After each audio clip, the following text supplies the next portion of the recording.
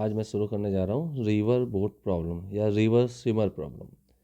इसके पहले मैंने रिलेटिव मोशन 2D में कई पार्ट डाल दिए हैं, जिसमें कि एग्जैक्टली रिलेटिव मोशंस क्या होती है, दो बॉडी के रिलेटिव मूव करने से मीट करने की कंडीशंस क्या है, शॉर्टेड डिस्टेंस कंडीशंस क्या है।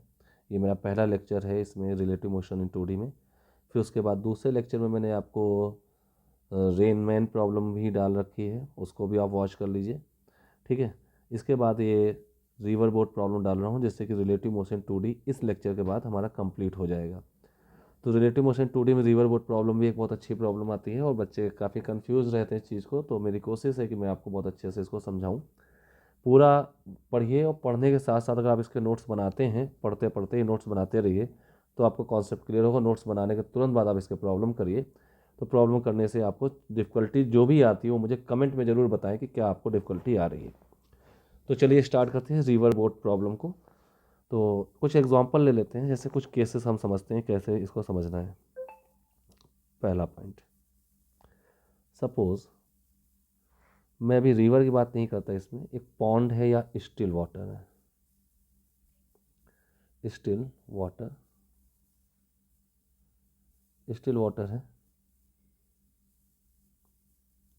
पॉन्ड हो सकता है या रिवर फ्लो नहीं कर रही है। यहाँ पे अगर आपने कोई भी बोट डाली हुई है, एक मोटर बोट है, ठीक है, और एक पेपर बोट है। मैं उसको दूसरे कलर से दिखाता रहूँगा। ये पेपर बोट है, MB मोटर बोट, और paper boat PB। Paper boat की अपनी कोई वेलोसिटी होती नहीं है, जीरो वेलोसिटी होती है, जबकि मोटर बोट की अपनी एक वेलोसिटी होती है, मान लेते हैं V है। अब ये वेलोसिटी V है, इन दोनों को ग्राउंड में खड़ा एक ऑब्जर्वर ऑब्जर्व करता है। ग्राउंड में खड़ा ऑब्जर्वर है, तो ग्राउंड में खड़ा ऑब्जर्वर मोटर बोट को V से ही राइट साइड जाते देखेगा और पेपर बोट को जीरो से, क्योंकि फ्लोइंग वाटर है ही नहीं। तो ये ग्राउंड में खड़े ऑब्जर्वर ने इन दोनों के बारे में स्टेटमेंट दिया। नाउ केस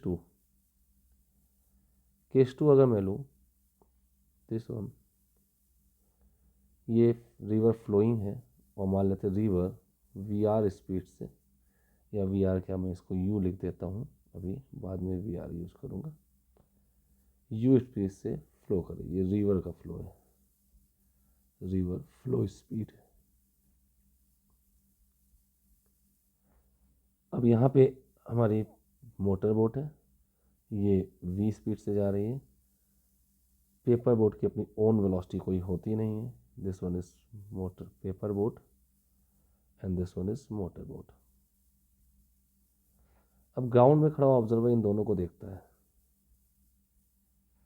इसकी अपनी ओन वेलोसिटी जीरो है, ध्यान दीजिएगा। तो ये मोटर बोट को V प्लस यू से जाते देखेगा, V प्लस यू से, क्यों, मोटर ने इसको जो वेलोसिटी थी V थी, और किसी भी मीडियम में जब कोई बॉडी होती है तो वो मीडियम फ्लो कर रहा है, तो मीडियम अपनी वेलोसिटी वेक्टर उस बॉडी को जरूर दे देता है, तो दोनों वेलोसिटी वेक्टर ऐड हुए तो V प्लस यू हो गया। जबकि पेपर बोट जो है रिवर के फ्लो के साथ ही फ्लो कर जाए, उसकी वेलोसिटी को ये U ऑब्जर्व करेगा। गॉस देखें, ये दोनों वेलोसिटी जो आई हैं विथ रिस्पेक्ट टू ग्राउंड आई हैं, विथ रिस्पेक्ट टू ग्राउंड। एक ऑब्जर्वर ग्राउंड में खड़ा था। अब समझने वाली बात ये, जनरली हम कहते हैं जो with respect to ground observe हो रही है वो एक्चुअल वेलोसिटीज़ हैं, जबकि यहाँ पे ग्राउंड के रिस्पेक्ट में जो वेलोसिटी ऑब्जर्व हुई है पेपर बोर्ड की एक्चुअल वेलोसिटी जीरो है, नहीं है, क्योंकि इसमें रिवर वेलोसिटी ऐड है। क्या पेपर मोटर बोट की एक्चुअल वेलोसिटी V है? नहीं है, क्योंकि इसमें रिवर वेलोसिटी ऐड है। तो in this case specially in जहाँ मीडियम ब्लो कर जा रहा है, जैसे एयर ब्लो की थी या रिवर का वो का फ्लो आ चुका है, तो इन दिस केस ग्राउंड में खड़े होकर जो भी वेलोसिटी ऑब्जर्व हो रही है वो दैट आर नॉट एक्चुअल। मैं यहाँ पे ध्यान दीजिएगा, रेड कलर से लिख रहा हूँ, these are not actual velocities. ये एक्चुअल वेलोसिटी नहीं है। अगर इन वेलोसिटीज़ में रिवर के फ्लो को इग्नोर कर दिया, सब्ट्रैक्ट कर दिया जाए, तो देखिए अगर मैं यहाँ पे U सब्ट्रैक्ट कर दूँ तो ये एक्चुअल वेलोसिटी आ जाएगी, इससे भी U सब्ट्रैक्ट करो, इसकी एक्चुअल वेलोसिटी जीरो आ जाएगी। तो ध्यान दीजिएगा कि ग्राउंड में खड़ा ऑब्जर्वर इन दिस केस जो भी ऑब्जर्व है वो एक्चुअल नहीं है, उसमें से रिवर को सब्ट्रैक्ट कर दिया जाए, रिवर फ्लो को वेक्टर फॉर्म पे, तो वो एक्चुअल वेलोसिटी आएगी। और जब कभी भी रिवर के फ्लो के साथ फ्लो होता है तो इसको बोलते हैं डाउन स्ट्रीम। डाउन स्ट्रीम, जो स्ट्रीम में फ्लो है उसके डायरेक्शन जा रहे हैं, डाउन स्ट्रीम मोशन होती है, इसको डाउन स्ट्रीम कहते हैं।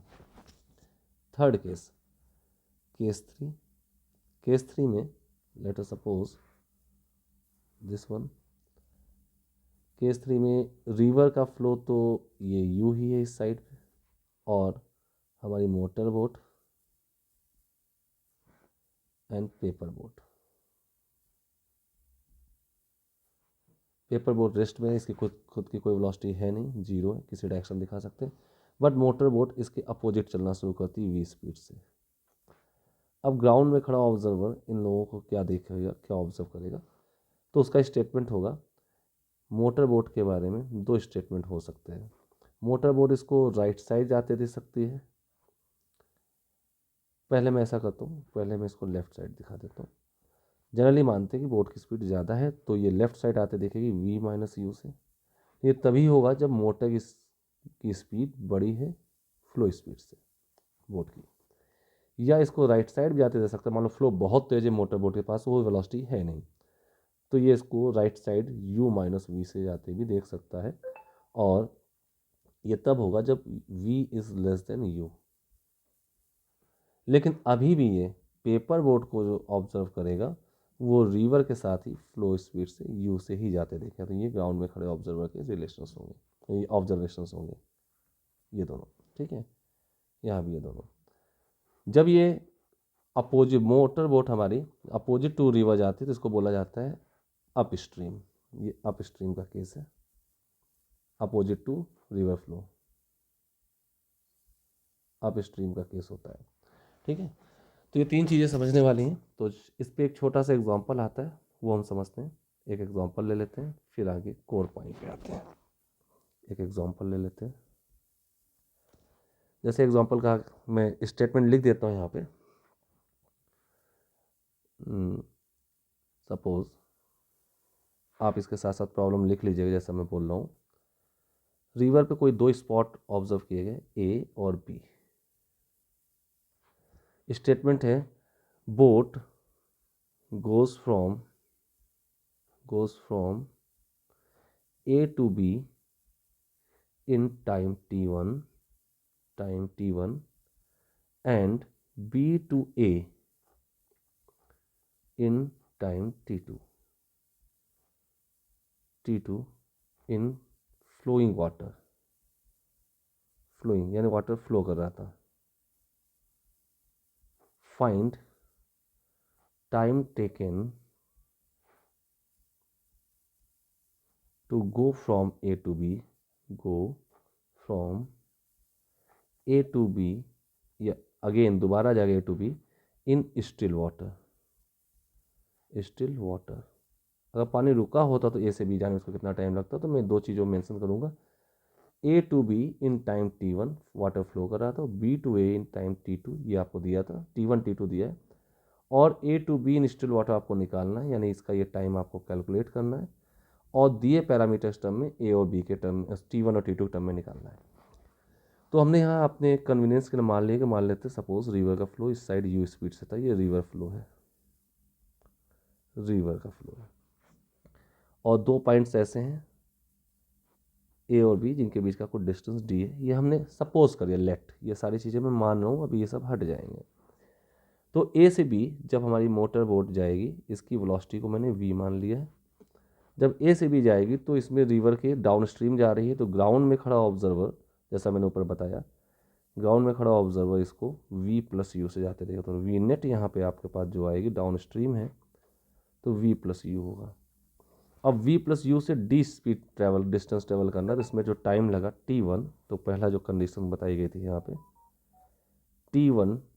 t1 टाइम को distance A B, distance A से बी गया है, अपॉन वी नेट यहाँ यूज़ करेंगे, तो t1 आपके पास आ जाएगा t1 equal to A B D upon v net v plus u, ये पहली कंडीशन आ गई। अब हम दूसरी कंडीशन में बात करें, सेकंड कंडीशन में केस 2 पे बात कर लें। केस 2 पे यहाँ मैं डायग्राम बना देता हूँ। अब ये बी पर है और v स्पीड से मोटर बोट हमारी चलना शुरू करती है, और ए पर लौट कर आते हैं। ये डिस्टेंस डी ही है और हमारा रिवर का फ्लो जो है इस साइड ही है यू, वो तो कांस्टेंट मेंटेन रहेगा। तो ग्राउंड में खड़ा ऑब्जर्वर इसको बैक साइड ही बी से एक u v minus u speed से आते थे, तो ये हमारी वी नेट हो जाएगी। तो अब हमारे पास जो टाइम t2 लगेगा वो लगेगा distance d upon v net v minus you. ये हमारे पास सेकेंड कंडीशन में टाइम की कंडीशन आ जाएगी। अब थर्ड केस कह रहा है, ये केस 2 हमारे पास, केस 2 को मैं वहीं लिख देता हूँ, this one is case 2, this one is case 1। अब केस 3 की बात कर लेता हूँ। केस 3 में स्टिल वाटर में जाने को कह रहा है। केस 3 में दिस वन इज रिवर और इसका फ्लो स्पीड जो है दैट इज 0, स्टिल वाटर है। ये हमारी मोटर बोट है, v स्पीड से जा रही है, पॉइंट ए से पॉइंट बी तक जाएगी। तो स्टिल वाटर मैंने बताया ग्राउंड में खड़ा ऑब्जर्वर हमारी जो नेट स्पीड देखेगा वी नेट, वो वी ही देखेगा, ऐसा मैं ऊपर केस बता चुका हूँ। तो ये वी स्पीड से जाएगी। तो अब आपको उसको जो टाइम लगा टाइम टी, डिस्टेंस तो यही डी है, ए से बी जाना है, डी अपॉन वी स्पीड से। ये हमारा रिजल्ट है अगर हमें चाहिए तो थर्ड। बट डी और वी हमें कुछ दिया नहीं था, तो अब हमें डी अपॉन वी की वैल्यू निकालनी है इक्वेशन 1 और 2 से। तो यहाँ पे कुछ बच्चे कंफ्यूज हो जाते हैं कैसे सॉल्व करें, इसका टेक्निकल पॉइंट्स होता है, इस बात को ध्यान रखिएगा। आप ऐसा करें 1 अपॉन टी इक्वेशन 1 और इक्वेशन 2 को रिवर्स करके ऐड करिए, इस बात को ध्यान रखिएगा। मैं रेड कलर से भी इसको कर दे रहा हूँ स्टार। रिवर्स करके ऐड करेंगे तो हमें क्या मिल जाएगा, देखिए 1 अपॉन T1 तो ये हो जाएगा v plus you upon D plus 1 upon T2 हो जाएगा v minus you by D. तो हमारे पास आ जाएगा यू कैंसिल हो जाएगा 2v बाई डी, 2v/u/d और नीचे यहाँ पे T1 T2 और T1 प्लस T2। अब इसको रिवर्स कर दिया जाए, रिवर्स करते हैं तो T1 T2 upon T1 plus T2 equal to D upon 2v हो जाएगा। 2 को ट्रांसफर कर दीजिए तो d अपॉन वी जो आपके पास आया that is 2 T1 T2 upon T1 plus T2। D upon we equation 3 में देखें तो आपका टाइम था जो स्टिल वाटर में जाने में लगा था, दिस वन इज टी। और इसको अगर आप चेक करें तो this is your final answer. और यही एक बहुत अच्छी प्रॉब्लम आती है, तो इस टाइप से इसको यूज़ किया जाता है। एग्जैक्टली ये भी एवरेज वेलोसिटी जैसे केसेस में थे जो आपने 1D में पढ़ा होगा। ठीक है, तो ये था एक प्रॉब्लम, बहुत अच्छी प्रॉब्लम है।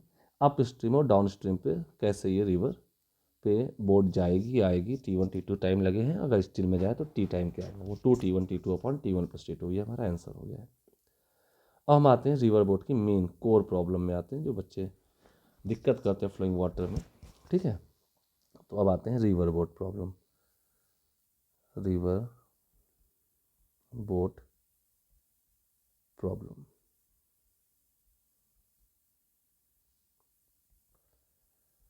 रिवर बोट प्रॉब्लम को समझने के लिए कुछ चीज़ें हम समझ लेते हैं।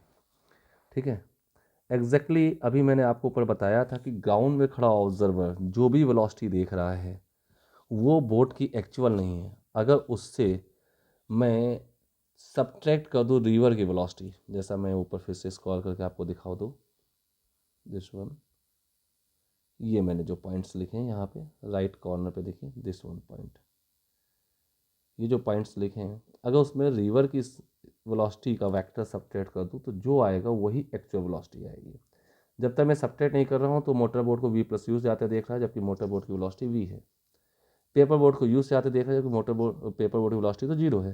तो वो दोनों में रिवर वेलोसिटी सब्ट्रैक्ट करिए, जो रेड पेन से लिखी हुई है रेड कलर से, वो एक्चुअल आएंगे। वो तभी आएंगी जब ग्राउंड में खड़े ऑब्जर्वर ने जो भी वेलोसिटी देखी उससे रिवर वेलोसिटी सब्ट्रैक्ट कर दी जाए। ग्राउंड में खड़ा ऑब्जर्वर देखेगा जो वेलोसिटी, तो यानी कि हम ये कह सकते हैं सिंपली, मैं यहाँ कह सकता हूँ वी बी, इसको अगर मैं पढ़ूँ तो ये v B velocity of boat है, कुछ नहीं कह रहा है इसका, तो velocity of boat with respect to ground है ये। तो इसको मैं शॉर्ट में वी बी लिखूँगा, जब कुछ नहीं लिखा होता तो ग्राउंड रिस्पेक्ट माना जाता है। ये जो आया है अगर मैं इससे सब्ट्रैक्ट कर दूँ वेलोसिटी ऑफ रिवर, अगर मैं इससे वेलोसिटी ऑफ रिवर सब्ट्रैक्ट कर दूँ, ठीक है, तो जो आपके पास आएगा वो आएगा एक्चुअल वेलोसिटी ऑफ बोट। हाँ, ये माइंड करिएगा, मैं यहाँ जो बोट की वेलोसिटी ले रहा हूँ, कहीं आपको प्रॉब्लम है स्विमर देख सकता है, तो बोट की वेलोसिटी ही स्विमर की वेलोसिटी मान करके रिवर एज इट इज़ रहेगा और प्रॉब्लम कर लीजिएगा। ठीक है, तो वेलोसिटी ऑफ बोट जो ग्राउंड से खड़े देखा गया, वो उसमें रिवर के वेलोसिटी वेक्टर को सब्ट्रैक्ट कर दिया जाए, जो भी आएगा वो एक्चुअल वेलोसिटी ऑफ बोट आएगा। अब इसी को कह सकते हैं या velocity of boat in still water भी कह सकते हैं, स्टिल वाटर। तो मैक्सिमम क्वेश्चन में आपको velocity of boat in still water दिया जाएगा, तो वो वी बी नहीं है एग्जैक्टली, वो v B minus we R है। और जैसा हम रिलेटिव जानते हैं कि मैं वी बी आर कहूँ तो इसको लिख सकता हूँ v B minus we are.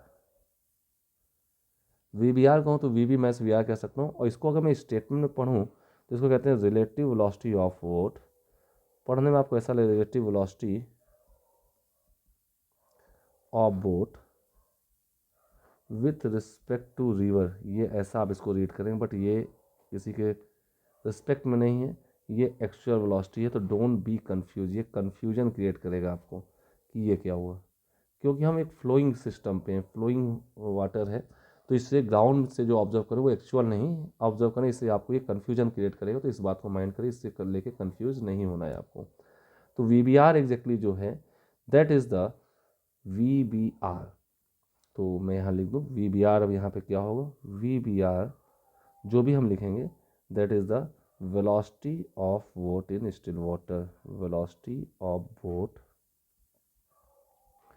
In still water.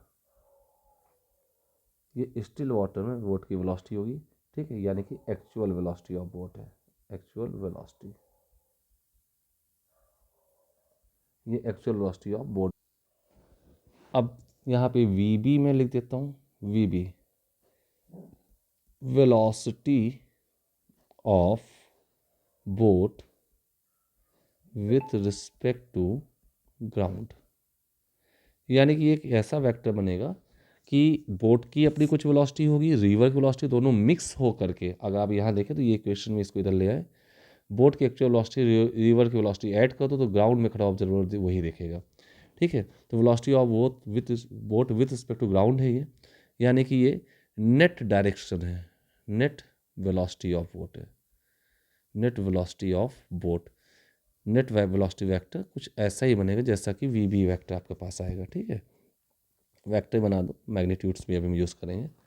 और वी आर यहाँ पे जो होगा एक्चुअल वेलोसिटी ऑफ रिवर होगा, तो वेलोसिटी ऑफ रिवर फ्लो होगा, velocity of river flow, river flow की वेलोसिटी होगी।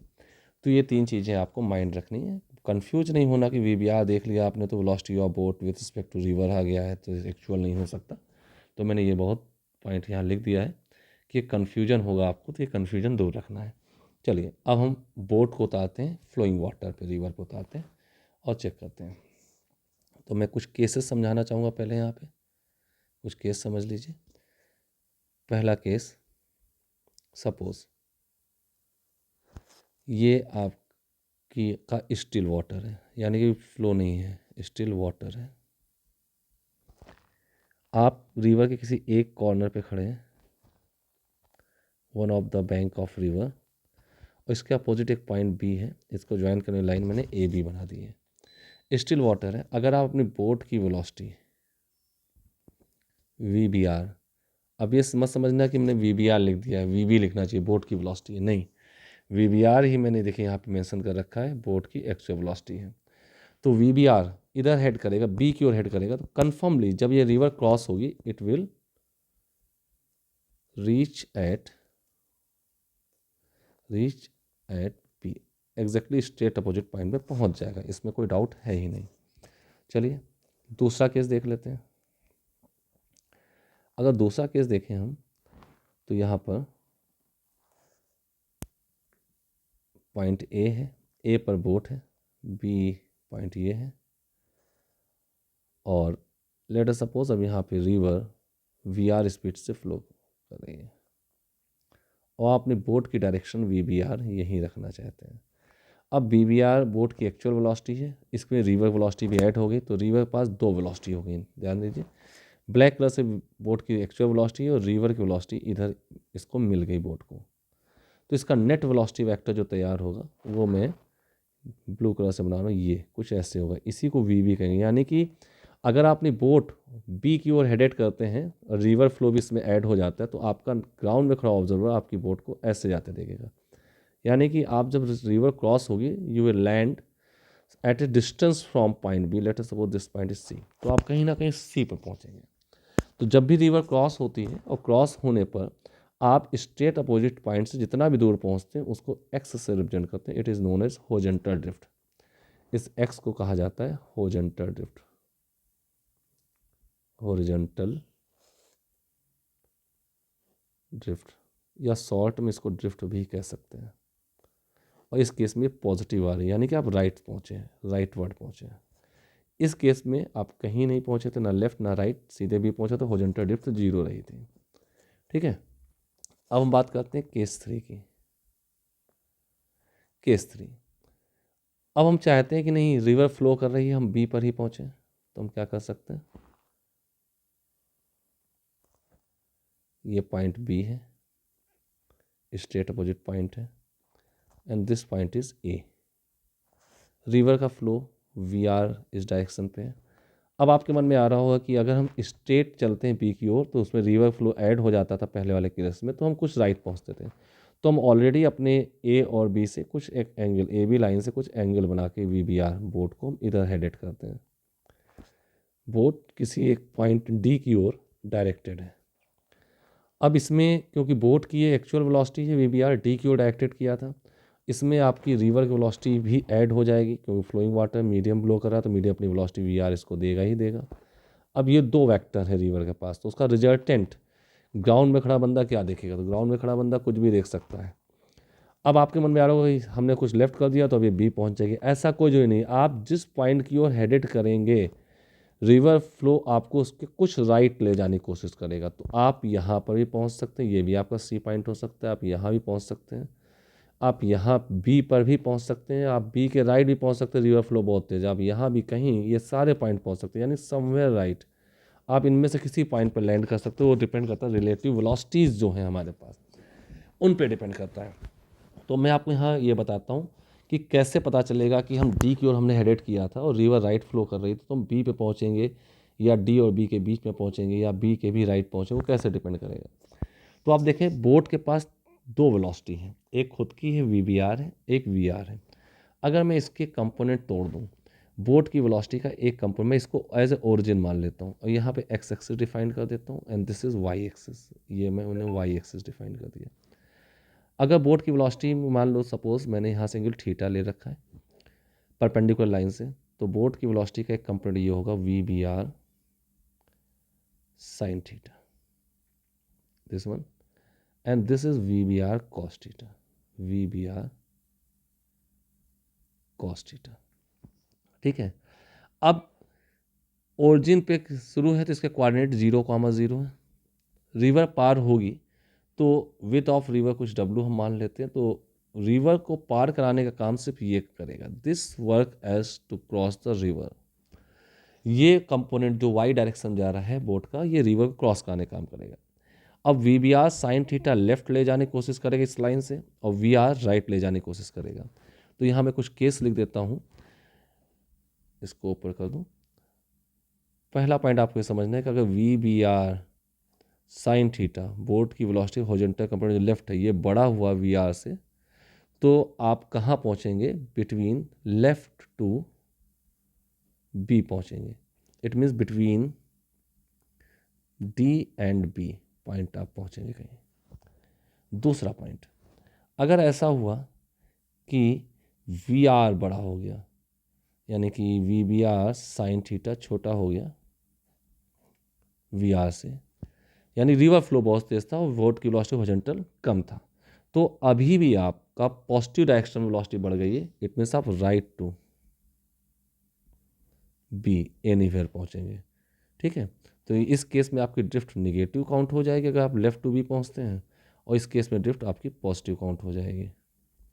और अगर ऐसा हो जाए कि जितनी capacity v B R sine theta की वो और वी आर की है दोनों बराबर हो गए, तो इस केस में v B R sine theta equal to v R अगर हो जाए तो आप एग्जैक्टली एट बी पहुंच जाएं। तो it is only one condition, एक केस है कि आप बी पहुंच रहे हैं। ऐसा नहीं कि आप बी से लेफ्ट चले तो आप फिर बी पे ही पहुंच जाए, रिवर थोड़ा राइट करने की कोशिश करेगा, ऐसा कुछ नहीं है। तो बी पे पहुंचो, इस केस में आपका एक्स 0 होगा।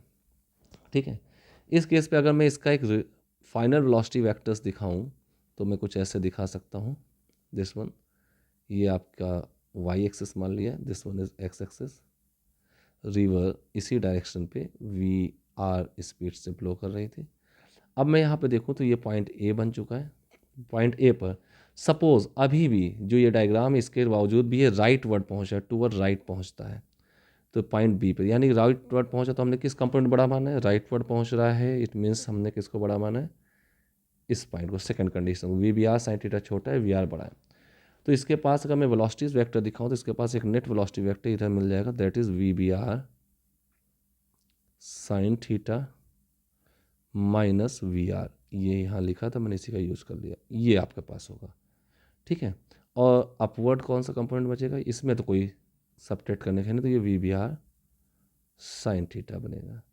इसी को इसकी एक्स डायरेक्शन की वेलोसिटी कह सकते हैं नेट, क्योंकि राइटवर्ड पहुंचा। फाइनली इसको ग्राउंड से देख में जो बंदा होगा वो इससे ऐसे ऑब्जर्व कर, ये वी बी होगा, ये कहीं ना कहीं सी पॉइंट पे यहाँ पहुंच जाएगा, ये एक्स पॉजिटिव आ जाएगा। तो ग्राउंड में खड़ा बंदा बोट को ऐसे आते देखेगा, जबकि उसके हॉरिजॉन्टल कंपोनेंट ऑफ वेलोसिटी ये आ चुका है। वी आर बड़ा था, इससे मैंने राइट साइड बनाते, अगर वी बी आर बड़ा होता तो मैं लेफ्ट साइड बनाता, और अपवर्ड इसका वी वाई ये मिल जाएगा, V B R sine theta मिल जाएगा। ठीक है, तो चलिए अब हम इसको फाइनली कैलकुलेशन का फॉर्म देते हैं, कुछ कैलकुलेट करते हैं कितना टाइम वगैरह लगेगा। ये पॉइंट बहुत इंपॉर्टेंट है, तो ध्यान दीजिएगा, मैं यहाँ इंपॉर्टेंट लिख दे रहा हूँ। ये पॉइंट आपको समझना बहुत ज़रूरी है, जो भी चीज़ें हैं। अब हम कैलकुलेशन की ओर बढ़ते हैं कि क्या क्या कैलकुलेट कर सकते हैं हम इसमें। ठीक है, तो बहुत ध्यान से इस पॉइंट समझ लीजिए कैसे हमने क्या चीज़ दिखाई, 3 केस बहुत इंपॉर्टेंट रखते हैं। आगे बढ़ते हैं, अब हम फाइनली इसको एक फॉर्मेट, एक आर्टिकल का फॉर्मेट दे देते हैं। तो सपोज़ हमने ऐसा मान लिया कि this one is river and river is flowing with a speed of V R. आपके पास ये एक पॉइंट बी था and boat was at A, boat A पर थी, बोट ए पर थी, और आप यहाँ से परपेंडिकुलर लाइन से ऐसे वी बी आर स्पीड से आप चलना शुरू करते हैं, अपनी बोट की तरफ ले जाना शुरू करते हैं। अब आपकी बोट को रिवर भी अपनी वेलोसिटी प्रोवाइड कर देगी, ये लीजिए रिवर की वेलोसिटी मिल गई। सपोज़ आप यहाँ से एक एंगल थीटा पे जाना शुरू करते हैं, ध्यान दें ये theta perpendicular line A B के साथ बना हुआ एंगल है, आप इधर कहीं हेडेड कर रहे हैं। फाइनली हमने मान लिया कि ग्राउंड में खड़ा बंदा आपको कुछ ऐसे जाते दिख रहा है, वो हम दिखा देंगे यहाँ पे। तो अगर मैं देखूँ तो आपकी रिवर के वही काम मैं यहाँ कर रहा हूँ, यहाँ v B R sine theta हो गया, v B R sine theta, और ये v B R cos theta हो गया। जब ये दो कंपोनेंट में तोड़ लिए तो इसको भूल जाइए, इसका कोई मिस नहीं रहता। अभी मैं मानूं कि बॉडी कहीं ना कहीं राइट साइड सी पे पहुंची है, तो इसका मैं एक डायग्राम देखूं तो वी आर बड़ा होगा, v B R sine theta छोटा होगा। तो एक रिफ्लेक्टिव डायग्राम मैं इसका यहाँ पे बना देता हूँ, दिस वन।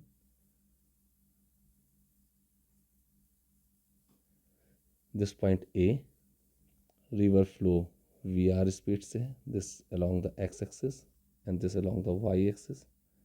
और यहाँ पर आपके पास एक्स में मैंने वी आर को let V R is greater than V B R sine theta ऐसा मान लिया है।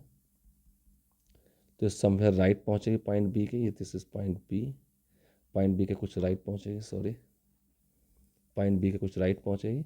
तो हमारे पास हॉरिजॉन्टल कंपोनेंट जो आएगा वी एक्स जो आएगा ये आ जाएगा, दिस इज वी एक्स, इसकी वैल्यू होगी वी आर, रिवर फ्लो बड़ा है, minus we B R sine theta. और वाई पे जो हमारे पास वेलोसिटी बची, वाई में this one is we B R cos theta. और सपोज हम मान लें this is the W width of river, river width W है, तो यहाँ पर भी हमने रिवर विथ को ये डब्ल्यू मान लिया है, विथ ऑफ। अब आपके पास विथ ऑफ रिवर डब्ल्यू है, v v R cos theta, this is v y and this is v x. अब आप पता है कि जब बॉडी अब ग्राउंड में खड़ा बनता है, इन दोनों को रिजल्टेंट आपका देखेगा ऐसे वी बी देखेगा, और ये इसको यहाँ पे जाते देखेगा सी पे, जब रिवर क्रॉस होती है सी पे पहुँचा है, और यहाँ से एक्स डिस्टेंस पहुँचा है जो कि आपका हॉरिजॉन्टल ड्रिफ्ट होगा। तो इस पॉइंट सी के अगर मैं कोऑर्डिनेट की बात करूँ तो एक्स कोऑर्डिनेट तो आपका एक्स ही होगा जो कि ड्रिफ्ट है, और वाई कोऑर्डिनेट जो है विथ ऑफ रिवर बन जाएगा। इसी को एक्स डायरेक्शन डिस्प्लेसमेंट बोलेंगे और ये वाई डायरेक्शन डिस्प्लेसमेंट बोलेंगे, और एक्सेलरेशन है नहीं, सीधे वेलोसिटी से काम चलेगा।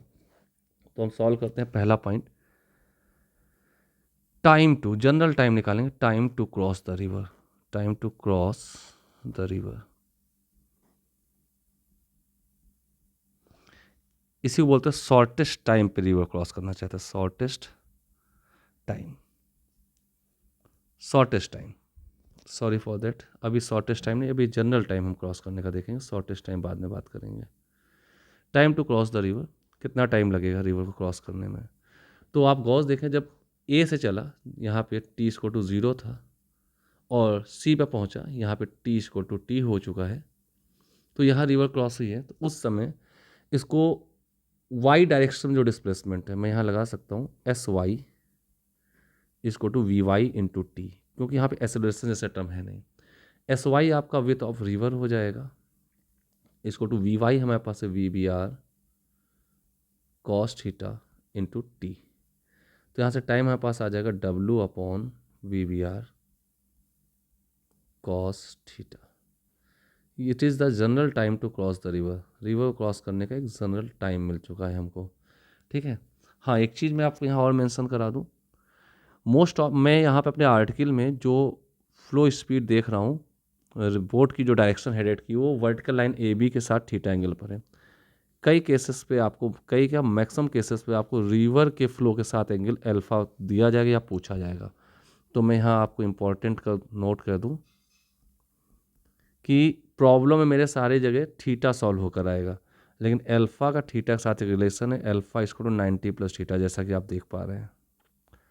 तो अगर आपका theta late us suppose theta 30 कहीं आ जाता है सॉल्व करके हमारे प्रॉब्लम में, तो रिवर फ्लो के साथ वो एंगल अल्फा इसको 90 प्लस थीटा 30 यानी कि 120 डिग्री बनेगा, इस बात को ध्यान रखिएगा, ठीक है।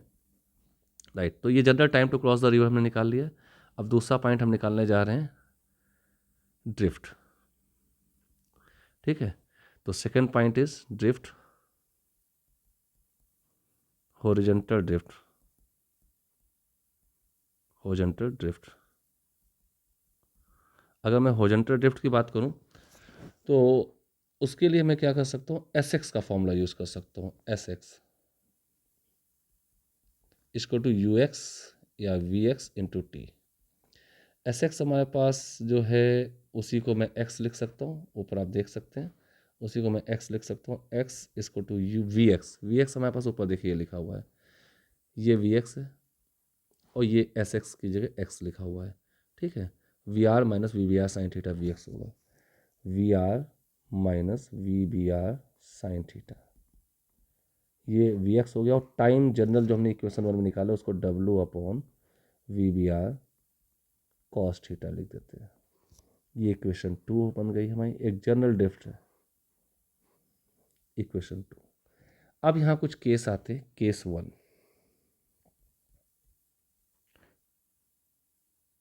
Shortest time to cross the river, time to cross the river,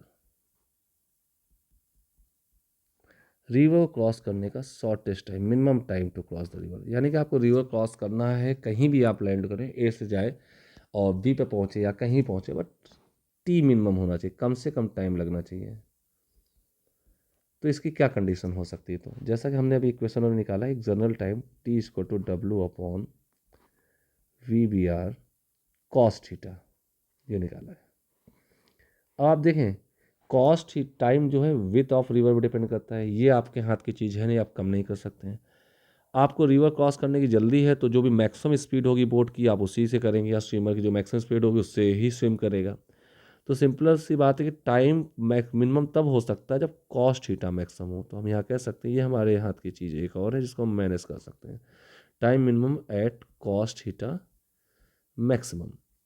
और कॉस्ट थीटा की जो मैक्सिमम वैल्यू होती है आपको पता है +1 होती है, और at theta equal to 0 degree पर होती है। यानी कि आपको मैक्सिमम कॉस्ट थीटा तभी मिलेगा जब थीटा 0 होगा, तो इसमें टी मिनिमम हो जाएगा। तो कॉस्ट थीटा को 1 रख दें तो T minimum, minimum time to cross the river हमारे पास जो आ जाएगा वो आ जाएगा with of river upon velocity of boat only, VBR।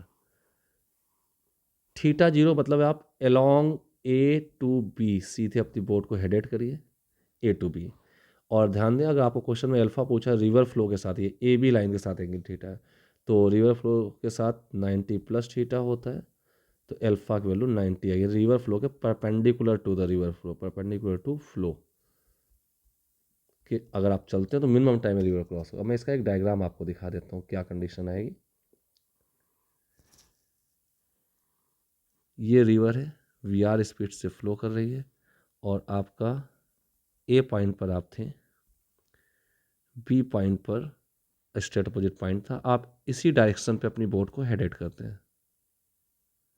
आपका VBR इसी डायरेक्शन पे रहता है क्योंकि हमने थीटा 0 कर दिया है अपने प्रीवियस डायग्राम से। और रिवर की वेलोसिटी तो आपको मिल ही जाएगी। तो अब मैंने अभी पहला केस, इसके पहले भी केस बताए थे, तो रिवर की वेलोसिटी ये आप B की ओर हेडेड करते हैं, तो कन्फर्म है ग्राउंड में खड़ा ऑब्जर्वर, आप B पे तो पहुँचे नहीं, ग्राउंड में खड़ा ऑब्जर्वर आपकी वेलोसिटी VB ये दिखेगा, आपका पाथ ये दिखेगा, आप यहाँ कहीं लैंड करेंगे C पर, यानी कि आप B पर लैंड नहीं करेंगे। तो जब T मिनिमम होगा उस केस में ये ध्यान रखें x is not equal to 0, यानी कि आप स्ट्रेट अपोजिट नहीं पहुँचेंगे। तो हम यहाँ ये निकालने जा रहे हैं now drift at this case, इस केस में आप कितना दूर पहुँचेंगे जब शॉर्टेस्ट टाइम में cross, drift at this case, इस केस में ड्रिफ्ट क्या होगी। तो इस केस में ड्रिफ्ट निकालना चाहते हो तो हमारे पास एक इक्वेशन 2 है जो जनरल ड्रिफ्ट निकाली, जिसकी वैल्यू है x equal to VR minus VBR sine theta, आप ऊपर देख सकते हैं अपने नोट्स में, into W upon VBR cos theta. इस पर थीटा को 0 पुट कर दीजिए, थीटा को 0 डिग्री पुट कर दीजिए। जैसे अब इसमें थीटा को 0 रखेंगे तो आपके पास x उस केस में आ जाएगा, साइन 0 0 होता है और कॉस 0 1 होता है, तो यहाँ पे से VR बचेगा, VR इंटू ये टर्म 0 हो जाएगा, W अपॉन कॉस 0 1 तो VBR।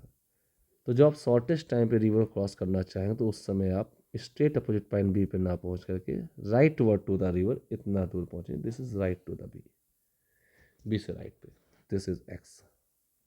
क्लियर। अब आता है दूसरा केस, शॉर्टेस्ट पाथ का case, case 2, wish to cross the river in shortest path. Shortest path का मतलब है straight opposite point B, straight opposite point B पे आप पहुंचना चाहते हैं, अपोजिट पॉइंट B जैसा मैंने डायग्राम में दिखाया है। B पे पहुंचना मतलब है x, यानी आपकी ड्रिफ्ट का 0 हो जाना, ना आप राइट पहुंच रहे हैं ना लेफ्ट पहुंच रहे हैं, x का 0 हो जाना है।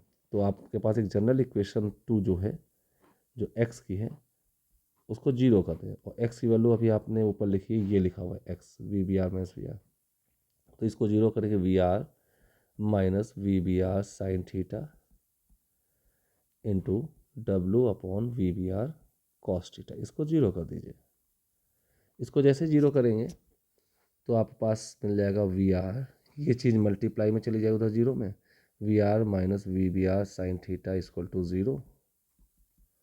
तो यहाँ से आपके पास एक रिजल्ट आ जाएगा, sine theta should be equal to VR upon VBR। इस एंगल पे आप चलेंगे तो आप straight opposite A to B पहुँच सकते हैं, यानी कि आपका x 0 करके ही आपने इसको निकाला है। ठीक है, मैं ऐसे एक छोटा सा एग्जांपल ले लूँ। जैसे सपोज रिवर फ्लो आपको 4 किलोमीटर पर आवर दिया है, बोट का स्पीड 8 किलोमीटर पर आवर दिया, वो आप स्ट्रेट अपोजिट पहुंचना चाहते हो, तो यहाँ से साइन थीटा आपके पास आ जाएगा 4VR मतलब 4, VBR मतलब 8, 1/2, it means theta equal to 30 degree. यानी कि आप ऐसा थोड़ा समझ सकते हैं कि स्ट्रेट अपोजिट पॉइंट से अगर आप 30 डिग्री पे अपनी बोट को हेडेड करें VBR, और रिवर का फ्लो जो भी आपका वी आर है 4 है, वी बी आर आपका 8 है, तो ये आपको 4 मिल जाएगा इधर। आप यहाँ से 30 डिग्री पे हेडेड कीजिए तो आपको ग्राउंड वाला बंदा कुछ ऐसे जाते देख रहा होगा वी बी, और फाइनली आप ए से चल करके बी पॉइंट तक पहुँच जाएंगे, स्ट्रेट अपोजिट पहुँच जाएंगे। ठीक है, तो इस टाइप से आप यूज़ कर सकते हैं। लेकिन अब आपने थीटा ये कंडीशन ले ली, तो इस केस में हम पता कि टाइम कितना लगा। पहले में तो हमने क्या किया था, पहले में टाइम मिनिमम लिया, तो उस केस में देखिए टाइम मिनिमम निकाला, तो उस केस में मैंने ड्रिफ्ट निकाल ली। अब मैंने ड्रिफ्ट मिनिमम निकाले 0 की, तो उस केस में टाइम निकाल लेता हूँ। तो now time at this case, time at this case, इस केस में क्या टाइम आए लगेगा वो भी हम कैलकुलेट कर लेते हैं। तो इस केस में टाइम कैसे निकालेंगे, तो जनरल इक्वेशन नंबर 1 हमारे पास लिखी हुई है टाइम की, time is equal to W upon we B R cos theta, ये लिखा है। इसको थोड़ा हम चेंज कर लेंगे, time is equal to, page change कर लेता हूँ,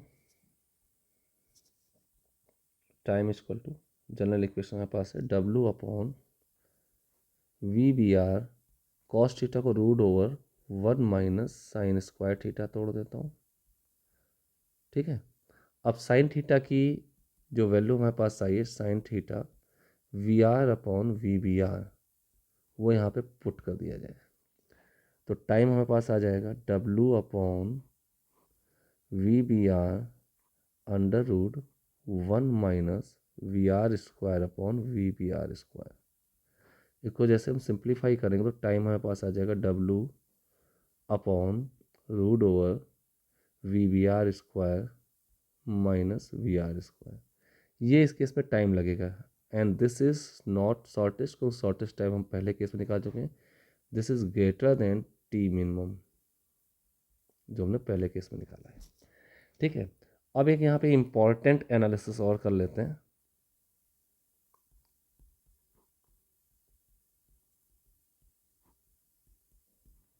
एक इंपॉर्टेंट एनालिसिस है कि हमने अभी straight opposite A to B की बात की, शॉर्टेस्ट पाथ की बात की है। तो ए टू बी के लिए आपने साइन थीटा निकाला है, sine theta V R upon we B R, ये निकाला है।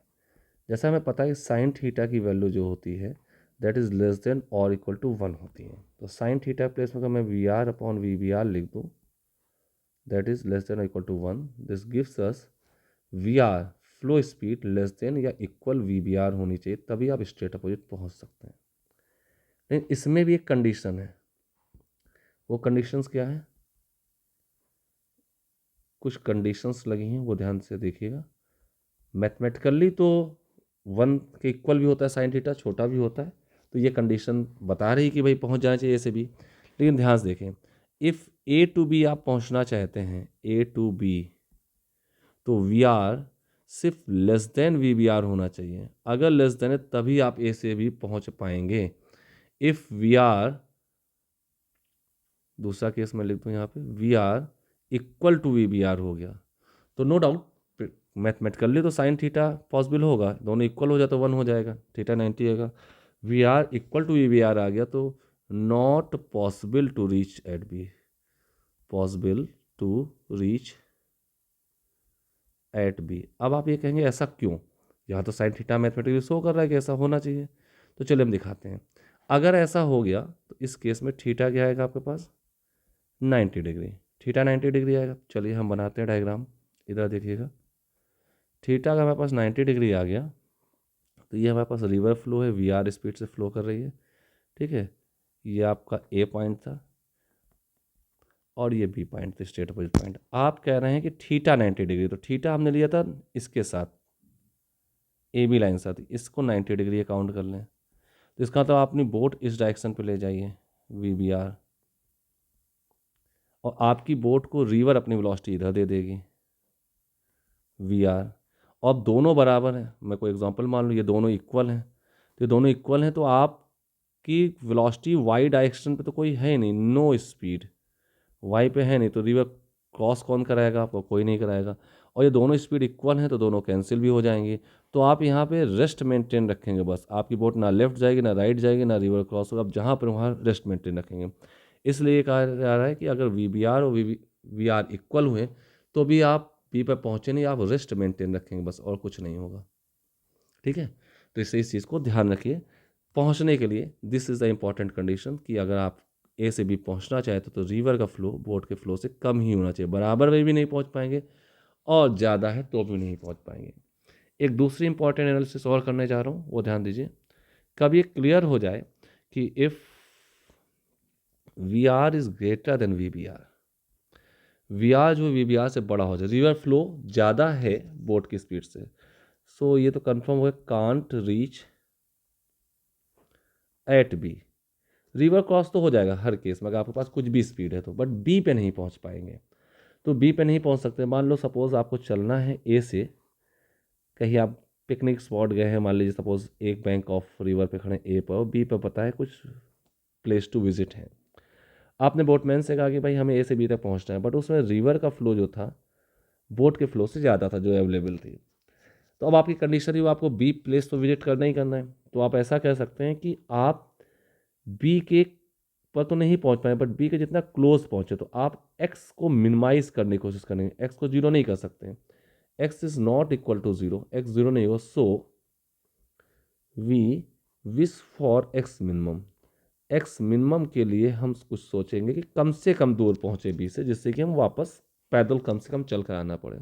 सो we wish for X minimum. तो इसके लिए हम क्या करें, तो हमारे पास इक्वेशन 2 जो है एक्स की general equation, V R minus we B R sine theta into W upon we B R cos theta, ये हमारे पास है। तो हम क्या करते हैं, थीटा की का फंक्शन है एक्स, तो हम इसको मैक्सिमा मिनिमा कॉन्सेप्ट लगाते हैं, मैक्सिमा एंड मिनिमा कॉन्सेप्ट लगाते हैं। मैक्सिमम मिनिमा कॉन्सेप्ट लगाएंगे, पहले हम D x upon D theta निकालेंगे, ये मैं करके दिखाने नहीं जा रहा हूँ, जीरो करेंगे, फिर डबल डिफ्रेंशिएशन करेंगे D two X upon D theta two, और उसको लेकर सॉल्व करेंगे। तो हमारे पास एक न्यू एंगल आ जाता है, न्यू एंगल थीटा डैश एक मिलता है। ए बी लाइन से सारे एंगल मैं बता रहा हूँ, थीटा डैश मिलेगा, और ये साइन थीटा डैश जो आएगा that is we B R upon V R बन जाएगा, V B R upon V R. एक नए एंगल पर चलें तो आपकी इस केस में एक्स जीरो तो नहीं आएगा नो डाउट, बट एक्स जो भी आएगा we will get X minimum, we get, यानी कि आप सी के क्लोजेस्ट पॉइंट पर पहुंचेंगे। कहाँ पहुंचेंगे, क्लोजेस्ट पॉइंट पर पहुंचेंगे, जिससे कि आपको पैदल कम चल कर आना होगा। तो ये कंप्लीट एनालिसिस हो चुकी रिवर बोट की। अब आप इसके बेसिस सारे प्रॉब्लम कर सकते हैं। किसी भी बच्चे को कोई भी प्रॉब्लम दिक्कत कर रही है, पहले मेरी सलाह है कि हमारे नोट्स को, जो वीडियोस हैं, देखते देखते नोट्स बनाएं, नोट्स बनाएं। अगर आपको ये मेरा रिटन नोट्स भी चाहिए तो मुझे कमेंट करिए, मैं आपको भेज दूंगा। ठीक है, कोई क्वेश्चन आपसे नहीं हो रहा है तो मैं वो आपको समझा दूंगा, वो क्वेश्चन पोस्ट करिए, मैं उसको सोल्यूशन पोस्ट कर दूंगा। ठीक है, तो पहले देखते देखते नोट्स बनाएं, उसके बाद प्रॉब्लम करें। डेफिनेटली जितने मैंने कॉन्सेप्ट बताए उनको फॉलो करते जाएं तो आपकी प्रॉब्लम कंप्लीट हो जाएगी। तो जैसा वीडियो लगा है आप एक बार कमेंट जरूर करें, आपने कितना सीखा है, इसके पहले आप क्या जानते थे, मेरे वीडियो वॉच करने के बाद कंप्लीटली आपने कितना सीखा है। तो कमेंट जरूरी है, कमेंट करें, जिससे मुझे भी पता चलता रहे बच्चे मेरे इस वीडियो से कितना सीख पा रहे हैं। ठीक है, और जो भी आपके नीडी फ्रेंड्स हैं उनके साथ इसको ज़रूर शेयर कर दें तो मुझे भी थोड़ा सा अच्छा लगेगा। ठीक है, तो यहाँ 3 लेक्चर मैंने डाल दिए हैं। पहले लेक्चर में मैंने रिलेटिव मोशंस इन 2D डाला है, उसको पढ़ लीजिए। डिस्टेंस ऑफ क्लोजेस्ट अप्रोच वगैरह बताई है मैंने, वो चीज़ें क्लियर कर लीजिए। वहाँ से रिलेटिव मोशन होता क्या है, 2 बॉडी प्रॉब्लम को 1 बॉडी प्रॉब्लम में कैसे कन्वर्ट करते हैं वही बताया है। फिर दूसरे लेक्चर मैंने रेन मैन प्रॉब्लम बताई है, उसके भी बहुत अच्छे तरीके मैंने वहाँ दिखाए हैं। और तीसरा लेक्चर ये जिसको आप देख रहे हैं, इसमें मैंने रिवर बोट प्रॉब्लम बताई है। ये 3 पार्ट कर लेने से आपका 2D का रिलेटिव मोशन कंप्लीट हो जाता है। Okay, thank you. वॉच करते रहें और लाइक शेयर सब्सक्राइब जो रिक्वायर्ड है वो ज़रूर कर दें, और कमेंट ज़रूर करें, जैसा कि मैं वेट करता हूँ इस चीज़ का कि बच्चे कितना सीख पा रहे हैं। Okay, thank you.